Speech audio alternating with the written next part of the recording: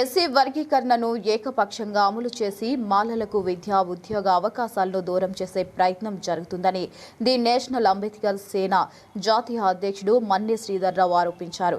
Basheerbagh press క్లబ్లో జరిగిన సమావేశంలో మాట్లాడుతూ అసెంబ్లీలో రోస్టర్ విధానంపై చర్చించి దానిని రద్దు చేయాలని ఎమ్మెల్యేలను డిమాండ్ చేశారు. సమావేశం అనంతరం అసెంబ్లీ ముట్టడికి వెళ్లేందుకు ప్రయత్నించిన అంబేద్కర్ సేన నాయకులను పోలీసులు అడ్డుకుని అరెస్టు చేశారు. మేము అన్ని కుల సంఘాల తరఫు నుంచి మాల సంఘాల తరఫు నుంచి అడుగుతుంది ఏంటంటే మీరు పెంచుతా ఉన్న 3% రిజర్వ్ శాతం మా మాల ఉప కులానికి ఇవ్వాలని చెప్పి మేము గట్టిగా డిమాండ్ చేస్తున్నాం. అలాగే మా మాల ఉప కులాలు ఈ రోజు బాగుపడొద్దని చెప్పి మీరు రోస్టర్ పాయింట్ పెట్టారు.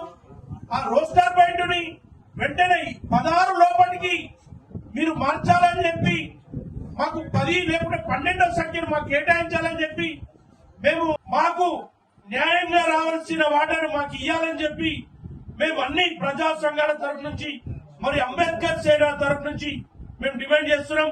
అట్లాగా ఇప్పుడు మేము స్పీకర్ గారికి వినతి పత్రం ఇవ్వడానికి పాదయాత్రగా అసెంబ్లీకి వెళుతున్నాం. థ్యాంక్ యూ వచ్చిన వారందరికీ.